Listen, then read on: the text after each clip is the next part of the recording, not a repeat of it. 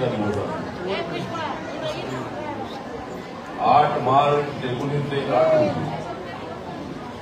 जगामधल्या अनेक देशातल्या महिला एकत्रित झाल्या आणि महिलांवर होणारा अन्याय दूर करण्यासाठी, महिलांना त्यांचे हक्क मिळवण्यासाठी जगातल्या सगळ्या महिला एकत्रित झाल्या आणि तो दिवस आहे 8 मार्च 1908.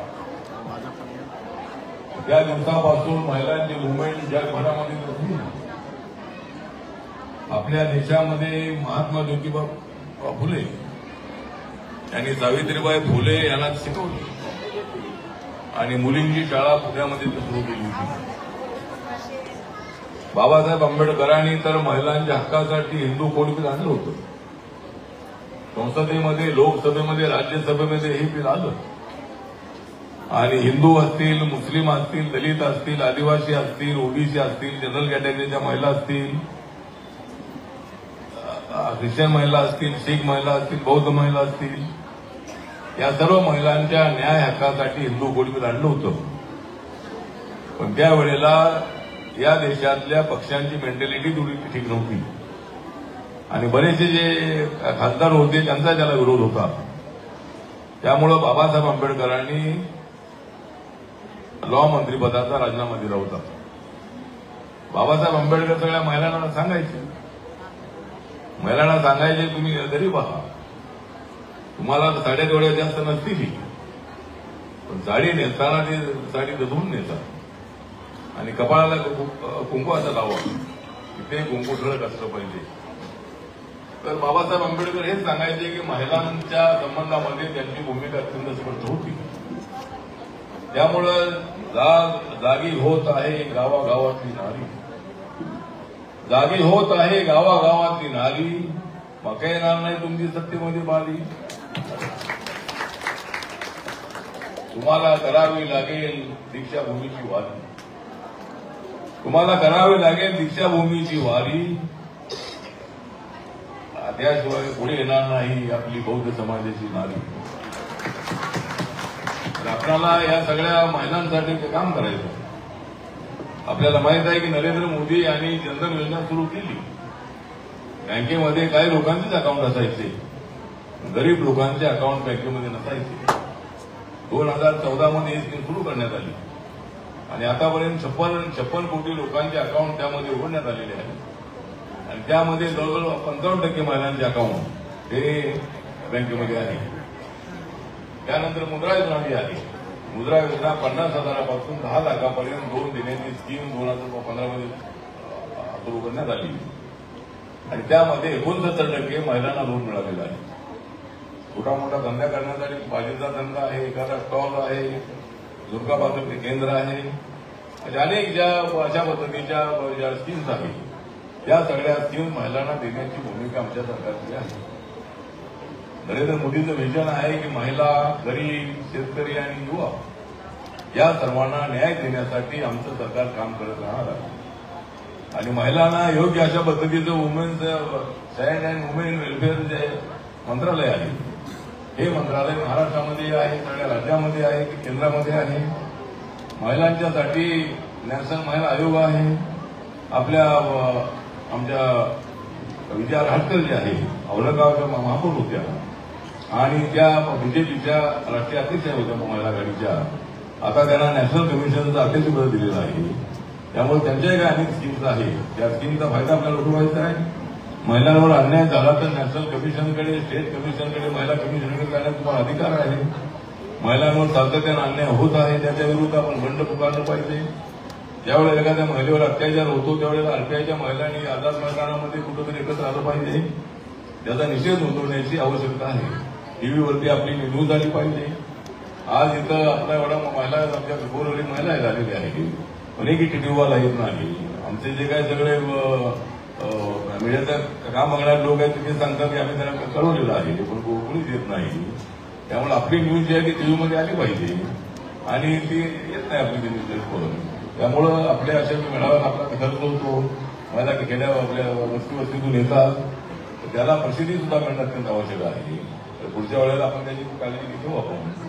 त्यामुळं या ठिकाणी आमच्या उच्चार रामदेवांच्या अध्यक्षतेखाली आता कार्यक्रम होतो आहे आणि या ठिकाणी आमच्या आम्हाला याच्या कार्यक्रमाचं सूत्रसंचालन करताय.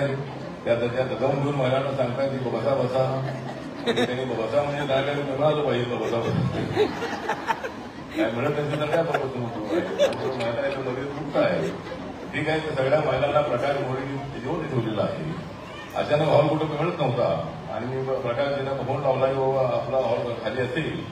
हा हॉल माईसाहेब आंबेडकरांच्या नावाने आहे आणि माईसाहेब आंबेडकरांचं फार मोठं योगदान आहे. बाबासाहेब आंबेडकरांच्या शेवटच्या काळामध्ये 8-10 वर्षे माईसाहेब आंबेडकर त्यांच्यासोबत होत्या. बौद्ध धर्माची दीक्षा घेताना नागपूरला माईसाहेब आंबेडकर त्यांच्यासोबत होत्या आणि माई अजिबात कुंकूला लावत नव्हत्या. कुंकूला लावत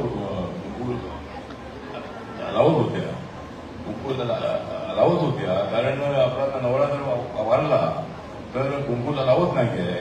माई म्हणत होत्या की बौद्ध आहे, माझ्या धर्मामध्ये कुंकू लावायचं नाही असं अजिबात नाही. मी जरी पूर्वी ब्राह्मण असली तरी मी बौद्ध आहे, बाबासाहेबांची पत्नी आहे.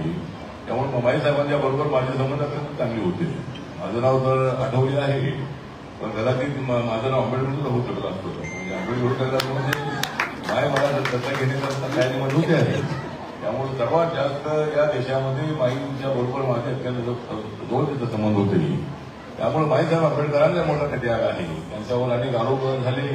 नंतर त्या गुपचूप त्या दिल्लीमध्ये राहिल्या, नंतर त्या मुंबईला आल्या आणि मुंबईला आल्यानंतर त्यांना पूर्णपणे संरक्षण देण्याचं काम मी केलेलं आहे, माझ्या पक्षाने केलेलं आहे. नंतरच्या काळामध्ये त्याला अनेक ठिकाणी घेऊन गेलेलो आहे. देशाच्या अनेक राज्यामध्ये त्याला घेऊन गेलेलो आहे. त्यामुळं महिलांना न्याय देण्याची भूमिका आपल्या सगळ्यांची असली पाहिजे आणि महिलांना उद्योग मिळवून देण्यासाठी आपण बचत करायची आहे. त्यानंतर ज्या छोट्या मोठ्या स्कीम्स त्या स्कीम्स आपण त्यांना द्यायच्या आहे. पुढच्या वेळेला आपण असं करू की महिलांसाठी त्या ट्रेनिंग शिबिर जे आहे, जे वर्कशॉप आहे 2-3 महिलांसाठी कुठले उद्योग आपण करू शकतो, त्यांच्यासाठी कसे आपण त्याला इंटरव्ह्यू होऊ शकतो. उषाताने सांगितलं तुम्हाला 5 लाख रुपये काय सांगितलं, त्यांच्या मुलीला 5 लाख रुपये पगार आहे, त्यातले 1 लाख रुपये कसं करतात देऊ शकतो, चांगली आहे. त्यामुळे जास्तीत जास्त पगार जो मिळाला तर तुमचा खर्च आवडलेला पक्षाचा. त्यामुळे ठीक आहे, तर अशा पद्धतीने आपल्याला असे अनेक क्षेत्रामध्ये आलं पाहिजे. आता शिक्षणामध्ये मुली मोठ्या प्रमाणामध्ये आहे. कुठल्याही नोकरीतली मुलगी असेल, खेड्यापाड्यातली दलित मुलगी असेल, बौद्ध मुलगी असेल किंवा आदिवासी मुलगी असेल, सगळ्या मुली शाळेमध्ये पाठवण्याची मेंटॅलिटी या लोकांची आहे. नंतर त्यांचं ड्रॉपआउटचं प्रमाण वाढत असते. त्यांची लग्न लवकर होतात. अलीकडे 18 वर्षापर्यंतच्या अगोदर लग्न आपल्याला करायचे नाही अशा पद्धतीचा कायदा आहे. अगोदर म्हणतो 21 वर्षाचा होता, 21 वर्षानंतर लग्न करायचा असा कायदा होता, पण अलीकडे 18 वर्षाला गेलेला आहे.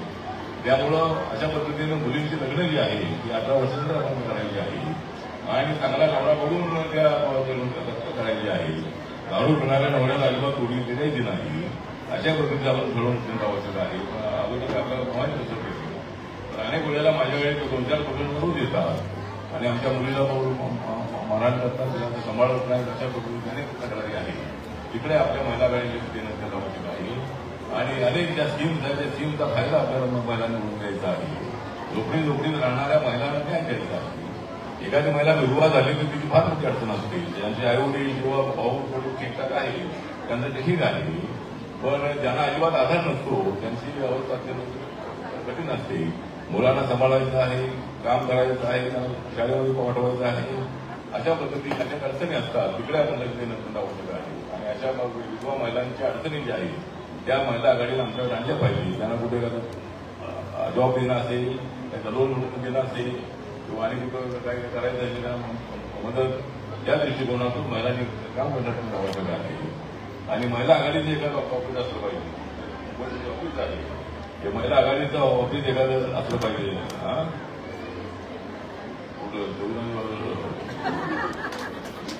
महिला आघाडीचं पक्षाचं ऑफिस आहेच आहे, पण महिला आघाडीनं स्वतंत्रपणे काम करण्यासाठी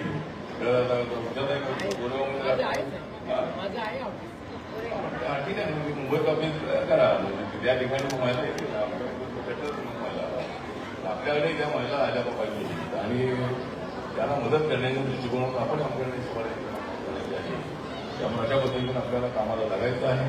बऱ्याच महिला या ठिकाणी आलेल्या आहेत. चांगली गोष्ट ही आहे की महिलांचा कार्यक्रम म्हटलं की महिला अनेक वेळेला आर्थिक बोलून ज्या आर्थिक महिला असतात म्हणून किंवा महिला टँकरला सोडत नाही आहे, म्हणजे थोडक्या महिला अनेक त्यांच्या पाठीमागे करतात. त्यामुळे ठीक आहे, तर सगळ्या महिलांचा कार्यक्रम म्हटले सगळ्या महिला उपस्थित आहे. स्पेशल व्हिडिओ घेतला त्यांच्या भाषणाचा. विजलाताई आहे, त्यानंतर आशाताई आहे, आशाताई आहे, उषाताई आहे, अभयाताई, ठीक आहे. आपका फोटो दे. आणि माझी या ठिकाणी आहे. त्यामुळं सर्वजण आपण या ठिकाणी आलेले आहात. त्यामुळं मी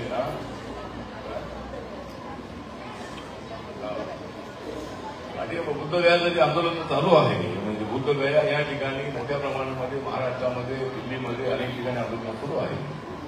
आणि त्या ठिकाणी एक तर असं आहे की ते बोधगया हे जे ठिकाण आहे गयापासून 8-10 किलोमीटरवरती आहे.